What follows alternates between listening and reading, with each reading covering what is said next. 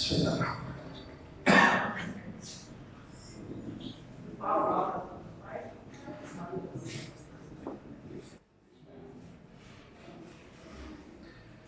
اللهم اغفر للمؤمنين والمؤمنات والمسلمين والمسلمات الأحياء منهم والأموات تابع اللهم بيننا وبينهم بالخيرات إنك مجيب الدعوات إنك على كل شيء قدير برحمتك يا أرحم الراحمين يا كاشف الكرب عن وجه الحسين اكشف كربي وكرب المؤمنين بحق أخيك الحسين يا باب الحوائج يا حياهم بالمصائب يا باب الفضل العباس أدركني في سبيل الله يا رب الحسين بحق الحسين اشف صدر الحسين بظهور الحجة يا مولاتي يا فاطمة أغيثيني يا مولاتي يا فاطمة أغيثيني يا مولاتي يا فاطمة أغيثيني صلوات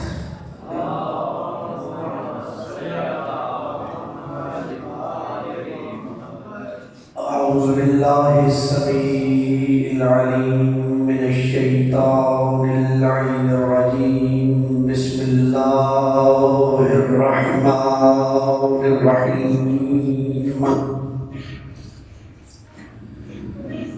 الحمد لله رب العالمين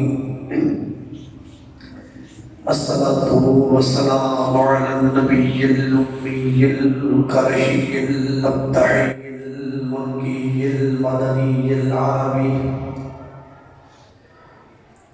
السراج المزي والكوكب الدري صاحب الوقار والسكينة المدفون بأرض المدينة الرسول المصدق والمصطفى الأمجد المحمود الأحمد محبوب إله رب العالمين أبي القاسم محمد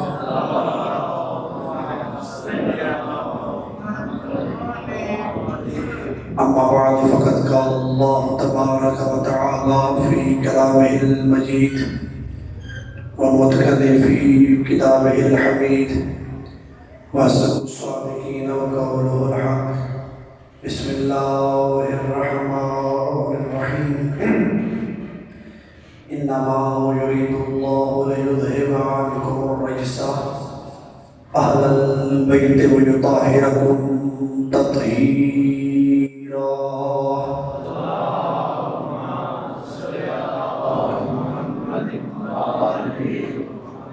فقال رسول الله صلى الله عليه وآله وسلم الحسين مني وأنا من الحسين صلوات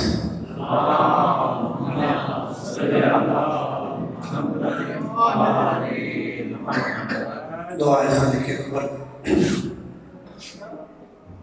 اس مجلس اعظام کو اپنے بارگاہ میں شرف قبولیت عطا فرمائے بانی مجلس کے رزق میں وسعت عطا فرمائے مجلس اعزاز کا ثواب ان کے خاندان کے مرحومین کی ارواح کو اصابت فرمائے جتنے بھی حاضرین تشریف فرمائے خالق اکبر آپ تمام حاضرین کے جملہ مرحومین کے درجات کو خالق بلند فرمائے بحق محمد و اہل بیت محمد سرکار حجت کے ظہور میں تعجیل فرمائے اپنی اپنی حاجات کی قبولیت کے لیے اور اپنے اپنے مرحومین کے درجات کی بلندی کے لیے آواز بلند صلوات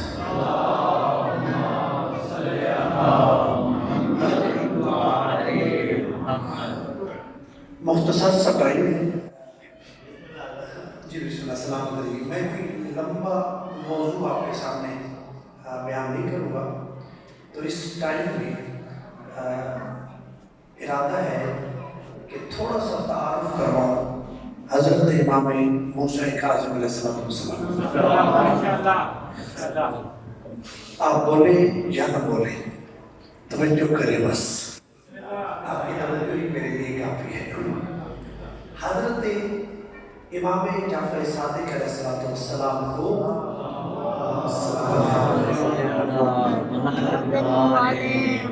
اللہ نے 4 بیٹے عطا کیے۔ ان 4 میں سے سب سے چھوٹے بیٹے کا نام ہے موسیٰ کاظم۔ حضرت امام موسیٰ کاظم کی ولادت ہے 128 ہجری میں۔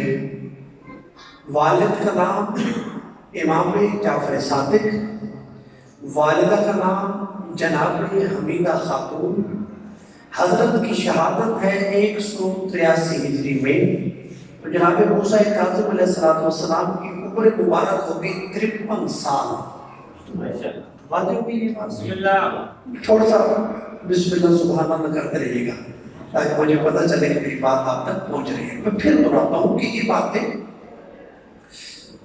بائیوگرافی آپ کے امام کی آپ کے لیے جاننا ضروری ہے۔ جب تک آپ اپنے امام کے اعلیٰ سے واقف نہیں کہ آپ کا امام کس دور میں رہا اور آپ کے امام کے دور میں کون کون حاکم تھا، اس وقت تک آپ دین سمجھ نہیں سکتے۔ توجہ رکھیے گا، 128 ہجری میں امام کی ولادت ہے۔ والد کا نام امام جعفر صادق، والدہ کا نام جناب حمیدہ خاتون۔ 183 ہجری میں امام کی ہے شہادت اور امام کی عمر مبارک ہو گئی 53 سال۔ جب امام جعفر صادق شہید ہوئے تو وہ ہجری تھی 148۔ اس کا مطلب یہ ہوا کہ امام جعفر صادق کی شہادت کے وقت جناب موسیٰ کاظم کی عمر تھی 20 سال۔ یاد رکھیے کتنے سال؟ 20 سال۔ اب جناب جعفر صادق کے بڑے بیٹے کا نام ہے عبداللہ، سب سے چھوٹے بیٹے کا نام ہے موسیٰ کاظم، اور جناب موسیٰ کاظم کو باب الحوائج کا لقب بھی جناب صادق نے دیا ہے۔ 4 باب الحوائج مشہور ہیں، پاکستان میں 3 مشہور ہیں، دنیا عرب میں باب الحوائج 4 مشہور ہیں۔ قبلہ ایک شہزادہ علی اصغر باب الحوائج، دوسرے سرکار عباس باب الحوائج، تیسرے جناب موسیٰ کاظم باب الحوائج، چوتھی جناب ام البنین سلام اللہ علیہا، یہ ہے باب الحوائج۔ تو اب جناب موسیٰ کاظم کو باب الحوائج کا لقب کس نے دیا؟ خود امام نے۔ کیسے؟ کہ جب جناب کاظم علیہ السلام پیدا ہوئے 3 دن کے تھے، جھولے میں لیٹے ہوئے ہیں، اور سرکار صادق اپنے 3 دن کے بیٹے کے ساتھ فصیح عربی میں کلام کر رہے ہیں۔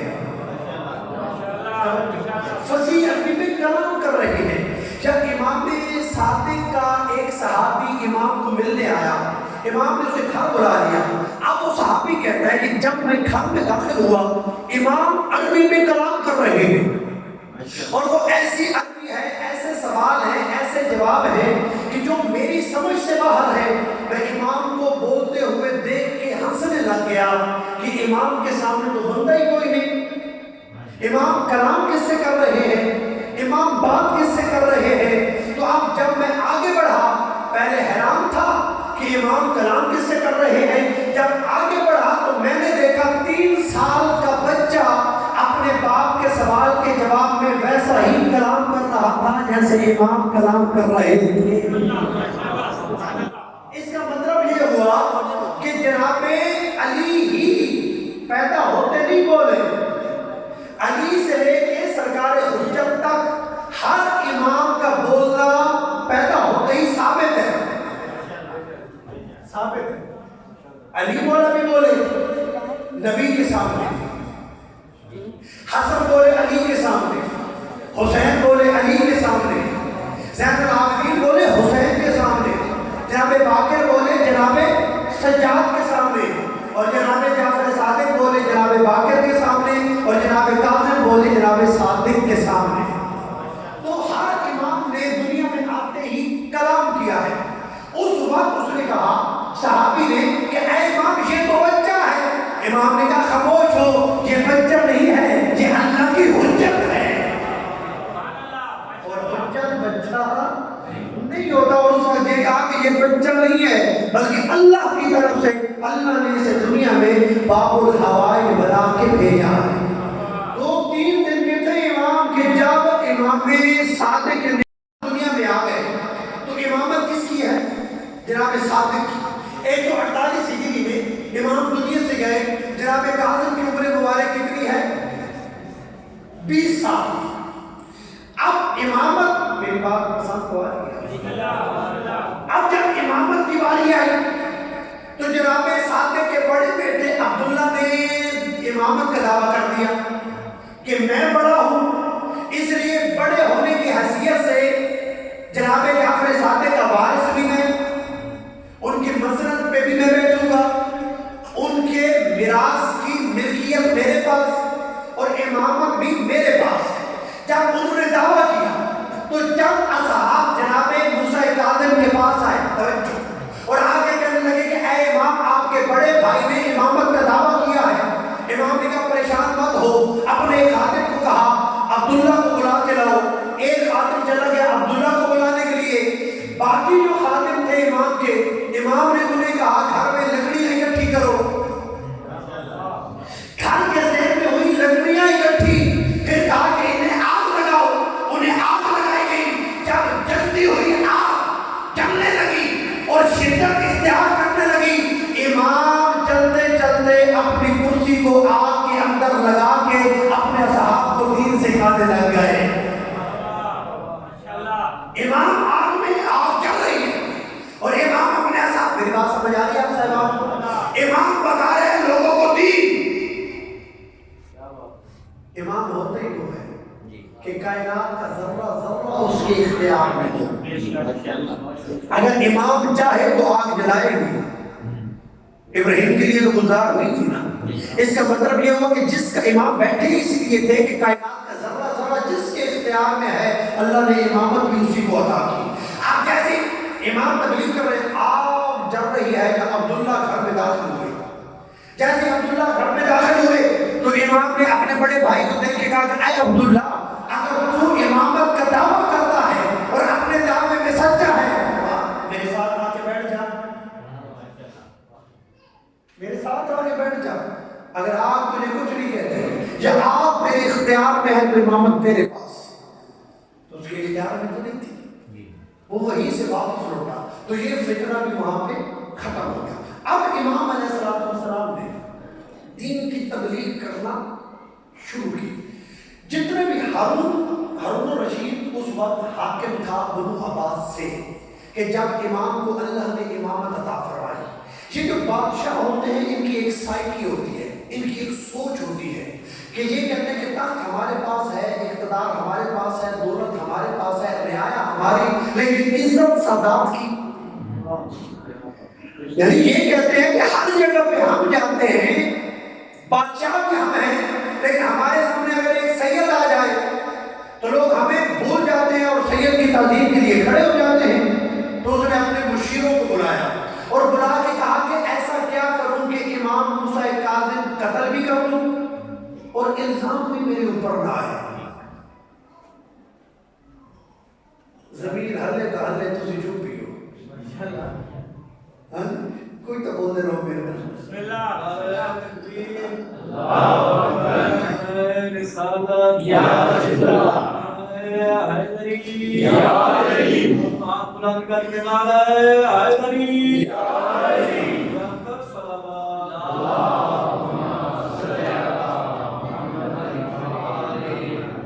توجہ رکھیے۔ تو مشیروں نے کہا، کسی نے کوئی مشورہ دیا، کسی نے کوئی مشورہ دیا۔ ایک مشیر نے کہا ایسا کرتے ہیں کہ جنگل سے شیر پکڑتے ہیں، انہیں رکھتے ہیں پنجرے میں 6-7 دن بھوکا، اور بھوکے شیر کے سامنے امام کو چھوڑ دیتے ہیں۔ شیر امام کو کھا جائیں گے، تیرے اوپر حق بھی نہیں آئے گا، اور لوگوں کے ذہن سے بھی سادات کی عزت ختم ہو جائے گی۔ لوگ بھی یہ کہیں گے یہ تو کہتے تھے کائنات ہمارے تصرف میں ہے، شیروں پہ تو حکم چلا نہیں۔ بات سمجھ آئی؟ یعنی کہ ایک یہ ہے کہ قتل ہو جائیں گے اور ذمہ داری بھی ہماری نہیں، اور دوسرا یہ ہے کہ لوگوں کے ذہن میں جو سادات کی عزت ہے کہ کائنات کے ذرے ذرے پہ سادات کا اختیار ہے، وہ تو شیر نہیں. اگر شیر اختیار میں ہوتا تو انہیں کچھ بھی نہ کہتا, تو ان کا اختیار بھی ختم ہو جائے گا, ان کی عزت بھی ختم ہو جائے گی, یہ قتل بھی ہو جائیں گے اور ہم بری بھی ہو جائیں گے.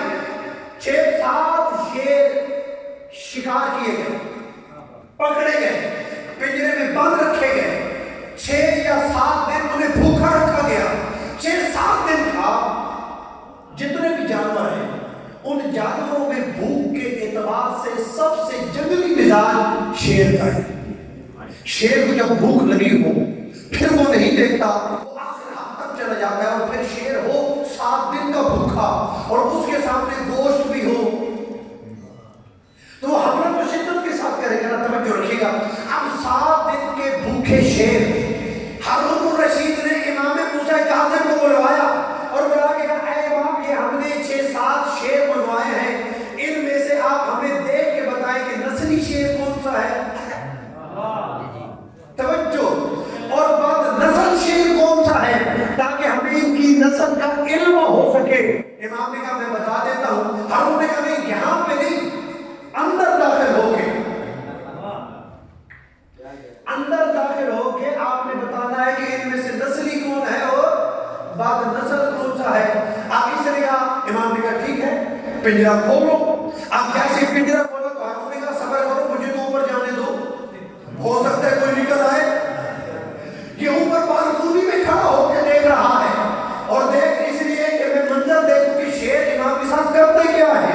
اب جیسے پنجرا کھولا گیا, امام کا پہلا قدم پنجرے کے اندر آیا, شیروں نے امام کی طرف بڑھنا شروع کیا.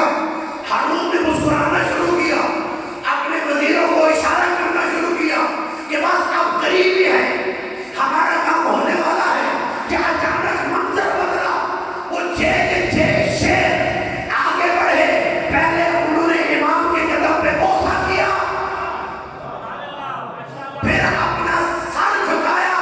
جیسے ہی شیر بوسہ دیتا, سر جھکاتا, امام اس کے سر پہ پیار کا ہاتھ پھیرتے اور ہر ایک شیر کے سر پہ ہاتھ پھیر کے امام نے ہارون کو مخاطب کر کے کہا, اے ہارون, ایک شیر نسلی شیر ہے, کیونکہ جو امام کی عزت کرے وہ نسل والا ہوتا ہے, جو امام کا انکار کرے وہ بد نسل ہوتا ہے.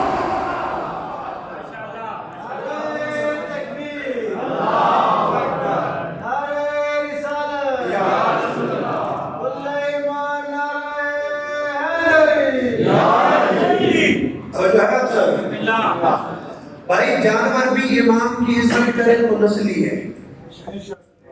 اگر کوئی انسان بھی ہو امام کے مقابلے پہ آ جائے تو بد نسل ہے, تو امام بچتا ہے. اب اس طریقے سے امام علیہ السلام اپنے دین کی تبلیغ کرتے رہے. جس واقعے کے لیے میں نے آپ کو ذہن دی وہ یہ ہے جو ابھی پڑھنے جا رہا ہوں.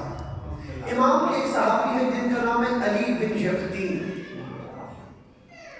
اگر زندگی میں انقلاب لانا چاہتے ہیں ہم اور آپ, اپنی زندگی کو امام کا تابع بنانا چاہتے ہیں, تو سب سے بڑا ہمارے لیے رول ماڈل علی بن یقطین ہے.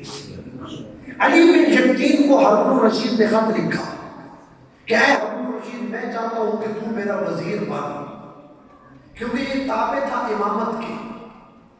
یہ چلا گیا مدینے جا کے امام موسیٰ کاظم سے اس کی ملاقات, اور ملاقات کر کے کہا کہ اے امام, ہارون تو جو ہے ہارون مجھے وزارت کی آفر کر رہا ہے, کیا کروں؟ امام نے کہا قبول کر, وزیر بن, اس وزارت کو قبول کر, اور اس نیت پہ قبول کر کے تیرے پاس جو بھی علی کا شیعہ آئے گا تو اس کا کام کرے گا. تو اس کی مشکل کو, اس واقعے سے ہمیں یہ بھی ثابت ہو جاتا ہے کہ علی کے شیعہ کی عزت کیا ہے, علی کے شیعہ کی توقیر کیا ہے. اور جو میں نتیجہ دوں اسے یاد رکھیے گا, اس واقعے کے بعد پوری مجلس بھول جائے گا, نتیجے کو یاد رکھیے گا کہ علی کے شیعہ کی عزت کیا ہوتی ہے, علی کے شیعہ کا مقام کیا ہوتا ہے.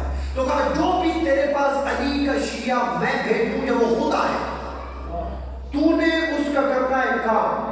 علی بن یقطین نے امام سے کیا وعدہ, اور وعدہ کرنے کے بعد آ گیا بغداد, ہارون الرشید کا بن گیا وزیر. کام کرتا رہا، بہترین وزارت چلائی، کارکردگی کے طور پر ہارون نے ایک دن جناب علی بن جبتین کو بلایا اور بلا کے ایک کرتا قمیض انہیں تحفہ دی جس کے اندر سونے کی لکیریں تھی، یعنی وہ سونے کی تہبند سے بنی ہوئی قمیض تھی۔ کہا کہ تو نے میرے لیے کام اچھا کیا ہے، توجہ، تو نے کارکردگی اچھی دکھائی ہے، اس لیے میں خوش ہو کے تمہیں یہ تحفہ دے رہا ہوں۔ اس نے جیسے ہی وہ قمیض کا تحفہ دیا، زید نے سوچا میں تو لوں گا نہیں، سب سے پہلے اس تحفے کو اپنے امام کے قدموں کے نیچے بچھاؤں گا تاکہ میرے امام کے قدم اس تحفے کو عزت عطا کریں۔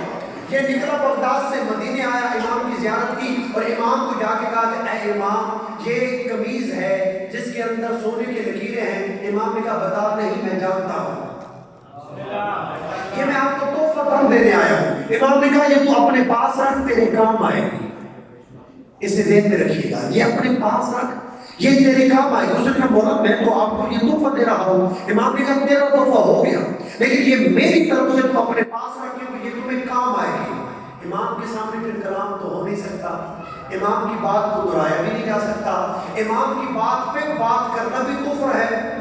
یہ معرفت والا شیعہ پر چپ ہوا، تحفہ اٹھایا، واپس آیا بغداد۔ اب جیسے کہ بغداد آیا تو سپاہیوں نے شکایت کر دی ہارون کو کہ ہارون تو کہتا ہے علی بن جبتین تیرا وفادار ہے، وہ تیرا وفادار نہیں، وہ تو موسیٰ کاظم کا وفادار ہے۔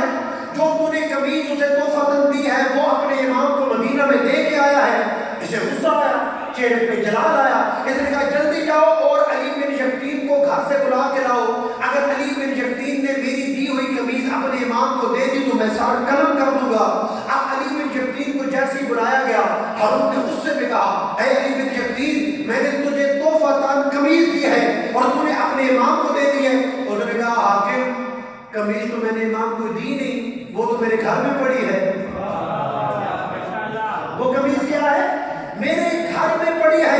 امام ہارون نے کہا اپنے سپاہی کو جاؤ اس گھر کی تلاشی لو، اگر قمیض ہے تو اٹھا کے لاؤ، اگر نہیں ہے تو میں اس کا سر قلم کروں، تن سے جدا کروں۔ اب سپاہی گئے، تلاشی ہوئی، گھر میں قمیض تھی، قمیض اٹھا کے لائے۔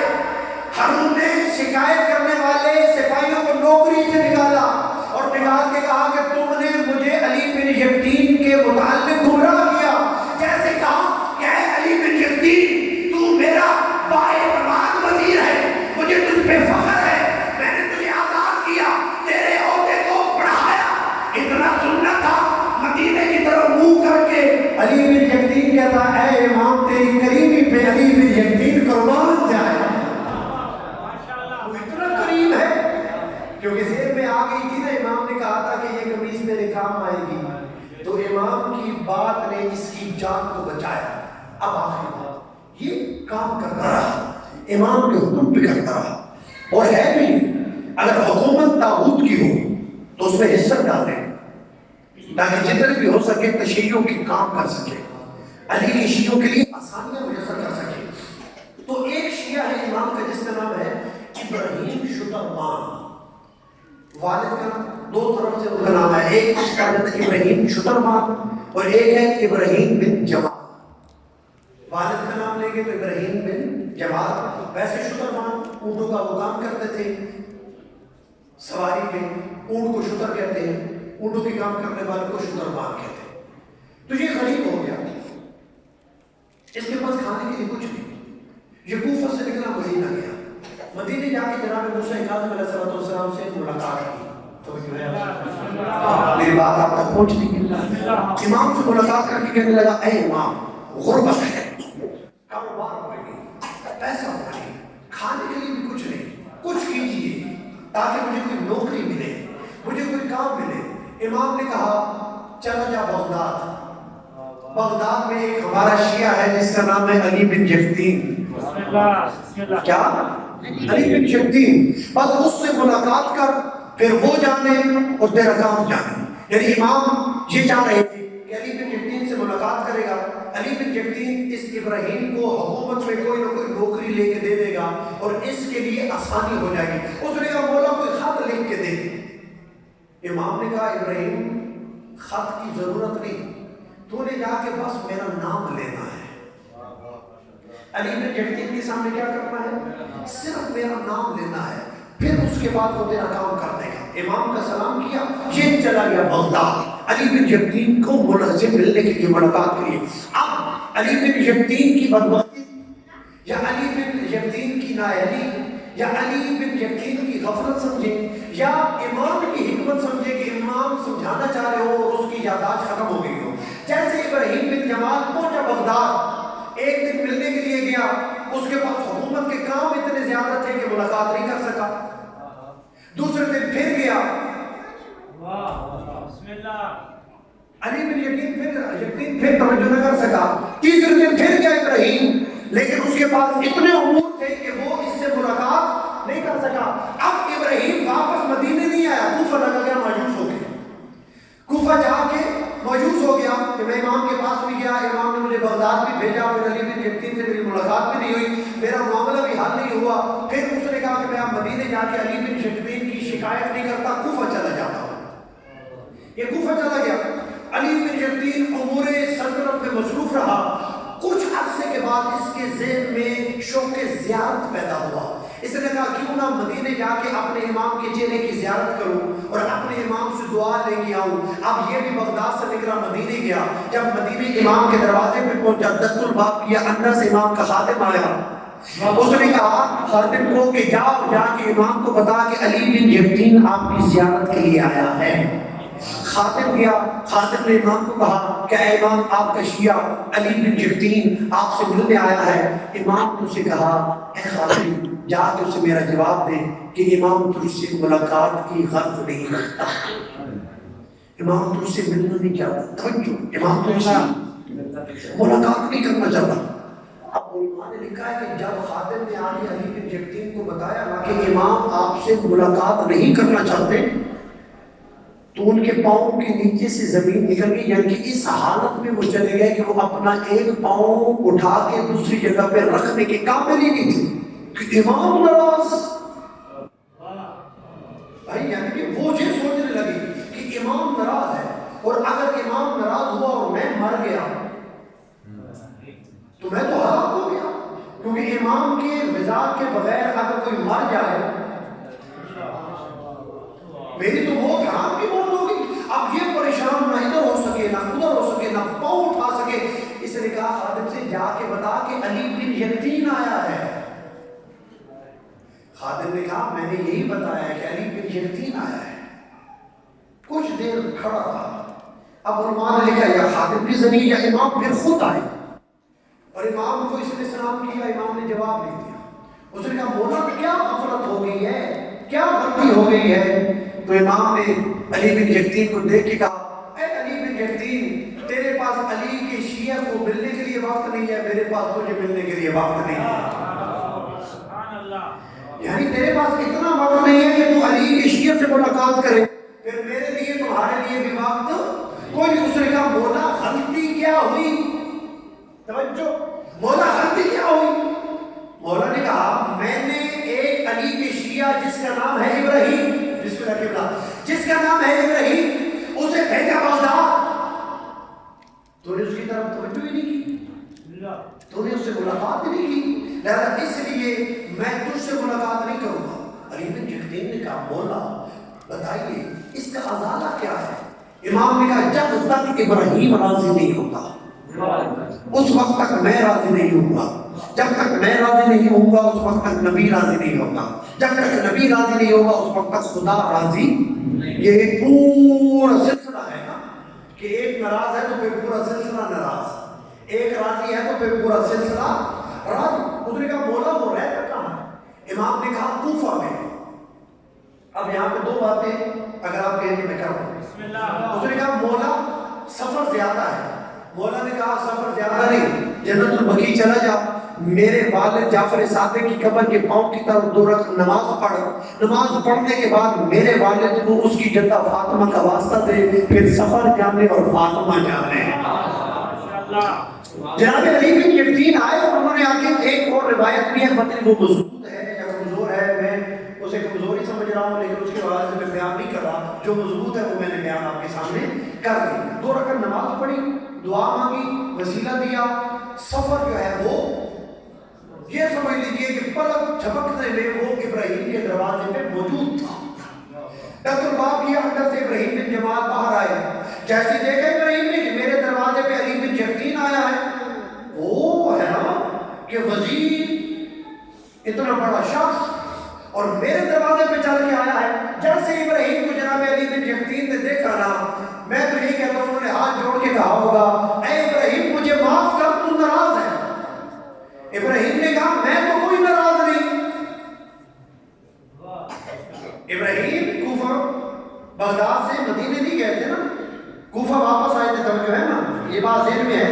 اور ابراہیم نے امام کو شکایت بھی نہیں کی، تو ابراہیم کہتا ہے کہ میں گیا تھا آپ نہیں ملے، میں واپس آ گیا، میں نے تو کسی کو بتایا ہی نہیں کہ آپ سے میں ناراض ہوں، یہی کلام کر رہے تھے۔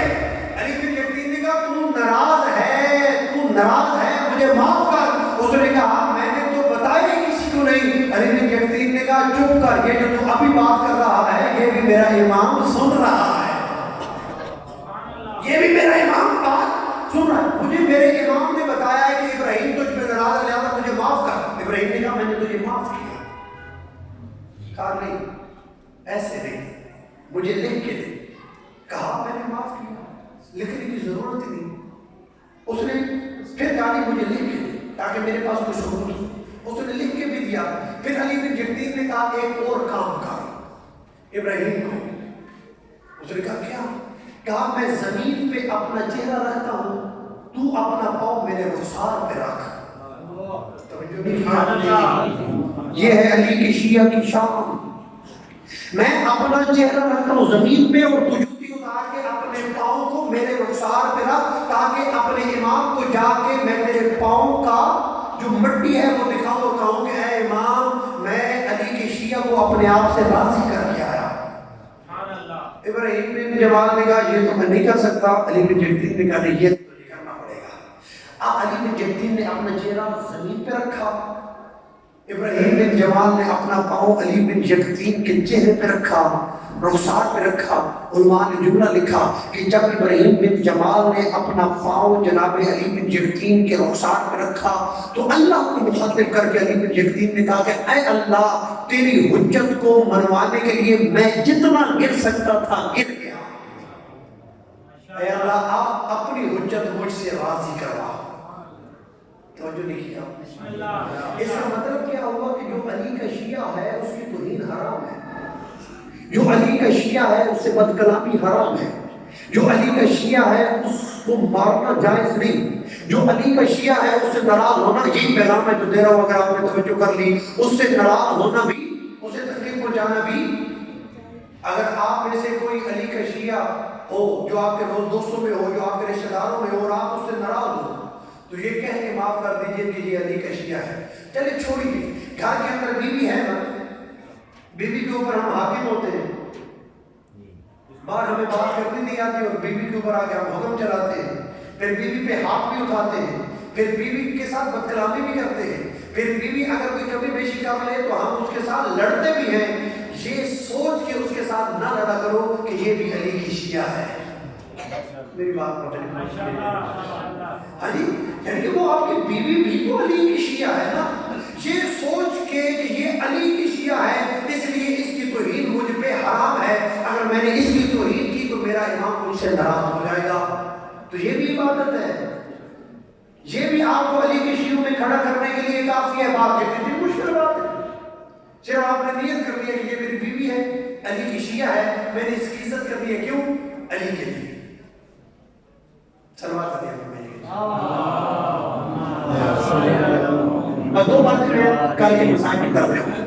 اب ایک روایت یہ ہے کہ جس جگہ پہ ابراہیم نے اپنا پاؤں رکھا اس پاؤں کی مٹی کو ایک کپڑے کے اندر علی بن یقین نے اٹھایا کہ جا کے میں اپنے امام کو دکھاؤں کہ اے امام علی کی شیعہ کے پاؤں کی مٹی اٹھا کے لایا ہوں گواہی کے طور پہ کہ میں نے معافی مانگی ہے۔ اب یہ نکلے کوفہ سے مدینہ آئے، سب سے پہلے جنت البقیع، پھر روضہ رسول سے جیسے نکلنے لگے آپ سامنے امام کھڑے اور اکیلے امام نے، امام کے ساتھ اصحاب ہیں، یہ معافی مانگنے کے لیے آگے بڑھی، امام نے اسے سینے سے لگا کے کہا اے علی بن یقین، تجھے میں نے بھی معاف کیا، میرے مولا علی نے بھی معاف کیا، علی کے مولا نبی نے بھی معاف کیا، اور نبی کے خادم خدا نے بھی تجھے معاف کر دیا۔ یہ علی بن یقین، اس سے بڑا ہمارے دل میں کیا ہے؟ اس کو جناب موسیٰ کاظم نے کہا تھا کہ اے علی بن یقین، میری بیٹیوں کی شادی کا خرچہ تو کرے گا۔ یہ کوئی چھوٹا معمولی بات ہے؟ اس کا مطلب یہ ہے کہ علی بن یقین کا رزق اتنا پاک تھا کہ معیار امامت پہ تل گیا، معیار امامت پہ تل گیا۔ اس کا مطلب کیا ہوا کہ امام شیعہ اسی کو مانتے ہیں جن کا رزق بھی حرام ہو، جس میں حرام کا کوئی شائبہ نہ ہو۔ دعا ہے کہ اللہ بھی ہمیں علی بن یقین بنائے، علی کا شیعہ بنائے۔ ہم مہم ہیں، شیعہ نہیں۔ ہمارے یہ دعویٰ ہے نا تشیع کا، امام سے پوچھا کہ علی کی شیعہ کون ہے، تو بتایا گیا نا کہ علی کا شیعہ مقداد ہے، سلمان ہے، بلکہ سب سے بڑا علی کا شیعہ تو امام حسن ہے۔ علی بن یقین کو پڑھیے اور کوشش کیجئے کہ علی بن یقین کی تعلیمات کو اپنی زندگی میں لاگو کیجئے۔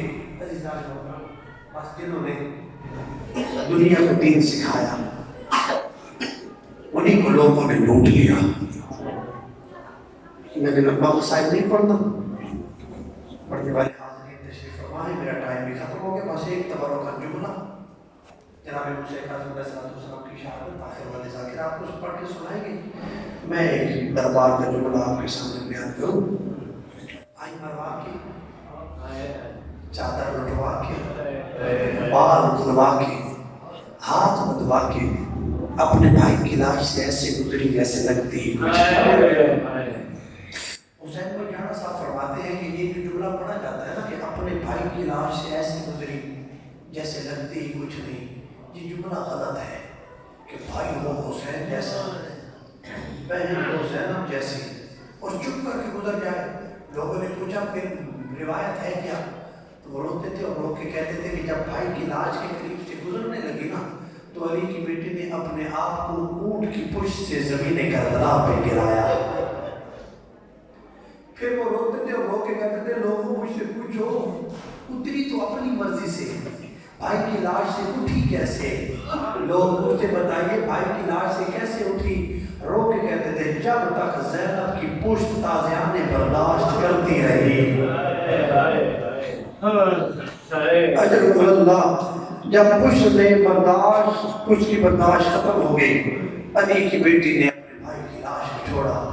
کوفہ کا بازار، کوفہ کی پیشی، کوفہ کے چوک، کوفہ کی گلیاں عبور کر کے علی کی بیٹی پہنچی شام کے دربار میں۔ 15 اذانیں علی کی بیٹی نے بغیر چادر کے سنی۔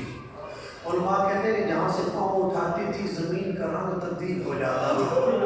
ناچنے والے ناچ رہے ہیں، گنگنانے والے گنگنا رہے ہیں، عجیب ماحول ہے۔ 3 دن کے بعد شراب کے نشے میں مست ہو کے تخت پہ بیٹھ کے شمر کو مخاطب کر کے کہتا ہے یزید اے شمر مجھے بتا اس بھرے مجمع میں علی کی بیٹی زینب کہاں؟ اجرکم اللہ، علی کی بیٹی زینب کہا مجھے بتائیے، میں نفسیاتی جملہ پڑھوں۔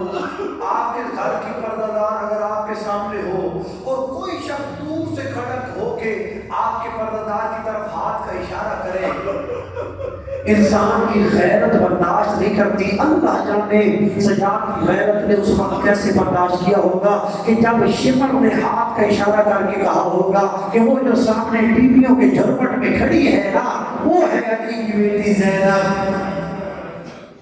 بھائی کلام ہوا کہ پیچھے سے یزید کی بیوی جس کا نام ہے ہند، اس کی آواز آئی اے یزید ان قیدیوں کا تماشا میں بھی دیکھنا چاہتی ہوں۔ اتنا کہنا تھا یزید کے چہرے پہ غصہ آیا۔ یزید کہتا ہے اے ہند تو جانتی نہیں تو میری غیرت ہے، دربار کا ماحول خراب ہے، اللہ جانے آپ کن خیالوں میں بیٹھے ہیں۔ میں تو یہی پڑھ سکتا ہوں، میں منظر یہی آپ کے سامنے بیان کر سکتا ہوں۔ دربار کا ماحول خراب ہے اور میری غیرت گوارا نہیں کرتی کہ اس نجس ماحول میں تو ان قیدیوں کا تماشا دیکھے۔ اللہ جانے نبی کی غیرت، اللہ جانے علی کی غیرت، اللہ جانے اہل بیت نبوت کی غیرت نے کیسے برداشت کیا۔ ہند نے کی ضد کہ میں ان قیدیوں کا تماشا پردے کا بندوبست کرنے دے، مجھے تخت لگوانے دے۔ علی پردہ لگوایا گیا، پیچھے تخت رکھا گیا۔ آپ نے توجہ ہی نہیں کی، پردے کے اندر یزید کی بیوی، بغیر چادر کے علی کی بیٹی، تخت کے اوپر یزید کی زوجہ، مٹی کے اوپر علی کی بیٹی۔ اب جیسے ہی ہندا تخت کے اوپر آ کے بیٹھی نا، علی کی بیٹی زینب نے اپنی پیشانی جناب سجاد کی پشت پہ رکھ کے کہا، اے سجاد اب زینب پہ مشکل وقت آ گیا۔ جناب سجاد نے کہا، اے پھوپھی اماں، کربلا، پھر کوفہ، پھر شام کے دربار، پھر 3 دن آپ نے کسی منزل پہ یہ جملہ نہیں کہا کہ اب زینب پہ مشکل وقت آ گیا ہے۔ اے پھوپھی اماں بتائیے تو صحیح، کون سی ایسی بات ہو گئی جو آپ سے برداشت نہیں ہو رہی؟ رو کے علی کی بیٹی نے کہا، اے سجاد ذرا سر اٹھا اور اٹھا کے دیکھ، وہ جو سامنے تخت پہ بیٹھی ہے جس کا نام ہندا ہے، یہ وہ ہے جو کوفہ میں مجھ سے قرآن پڑھا کرتی۔ اجر من اللہ، یہ وہ ہے جو کوفہ میں مجھ سے قرآن پڑھا کرتی تھی۔ یا ہندا نے یزید کو کہا، اے یزید ان قیدیوں کا مجھ سے تعارف کروا۔ یزید نے شمر کو حکم دیا، جو توجہ میں بیٹھا ہے یہ جملہ اس کے گریہ کے لیے کافی ہوگا۔ یزید نے شمر کو کہا، شمر آگے بڑھا۔ شمر نے ایک رسی اٹھائی، رسی ایک تھی، قیدی پورا کافلا تھا، بس اس نے رسی کو حرکت دی، آگے آگے باقر چلے، پیچھے جناب سجاد چلے، اس کے پیچھے علی کی بیٹی زینب چلی۔ اب ہندا کے سامنے سے جناب باقر گزرے، جناب سجاد گزرے۔ جب جناب زینب گزرنے لگی نا، ہندا نے جناب زینب کو روک کے کہا، اے قیدی، آپ نے توجہ ہی نہیں کی، علی کی بیٹی کو کیا کہہ رہی ہے ہندا، اے قیدی رک، اور رک کے مجھے بتا تیرے وطن کا نام کیا ہے؟ بی بی رکی اور رک کے کہا، اے ہندا میرے وطن کا نام مدینہ ہے۔ مدینہ کا نام آیا، ہندا نے تخت چھوڑا، آگے بڑھی اور آگے بڑھ کے کہا، اے قیدی بی بی، کیا تو اس مدینہ سے آئی ہے جس مدینہ میں میرا مرشد حسین؟ آخری 2 جملے، کیا تو اسی مدینہ سے آئی ہے جس مدینہ میں میرا مرشد حسین رہتا ہے؟ بی بی رو کے کہتی ہے، اے ہندا میں اسی مدینہ سے آئی ہوں جس مدینہ میں تیرا مرشد حسین رہتا ہے۔ حسین کا نام آیا، ہندا سے ہاتھ آگے بڑھی اور آگے بڑھ کے کہنے لگی، اے قیدی بی بی رک، اگر تو اس مدینہ سے آئی ہے جس مدینہ میں میرا مرشد حسین رہتا ہے، پھر مجھے بتا میرے حسین کا ایک بیٹا تھا، نام اس کا علی اکبر تھا، اب تو جوان ہو گیا ہوگا، اب تو اپنے سے پہلی ہو گئے۔ روئی علی کی بیٹی اور رو کے کہا، اے ہندا تیرے مرشد حسین کا بیٹا اکبر تھا، لیکن اس کی جوانی کو کربلا کا میدان کھا گیا۔ اجر من اللہ، پھر آگے بڑھی اور آگے بڑھ کے کہا، ہے کہتی بی بی کو مجھے بتا میرے مرشد کا ایک بھائی تھا جس کا نام عباس تھا، جس پہ بہنوں کو بڑا ناز تھا۔ روئی علی کی بیٹی رو کے کہا، اے ہندا تیرے مرشد کا بھائی عباس تھا، لیکن اس کے بعدوں کو بھی کربلا کا میدان کھا گیا۔ یہ پوچھ کے ہندا خاموش ہوئی۔ اب علی کی بیٹی نے ہندا کو مخاطب کر کے کہا، اے ہندا تو نے حسین کا پوچھا ہے، تو نے حسین کے بیٹوں کا پوچھا ہے، تو نے حسین کے بھائیوں کا پوچھا ہے، تو نے حسین کی بہنوں کا نہیں پوچھا۔ اجر من اللہ، جیسے ہی بہنوں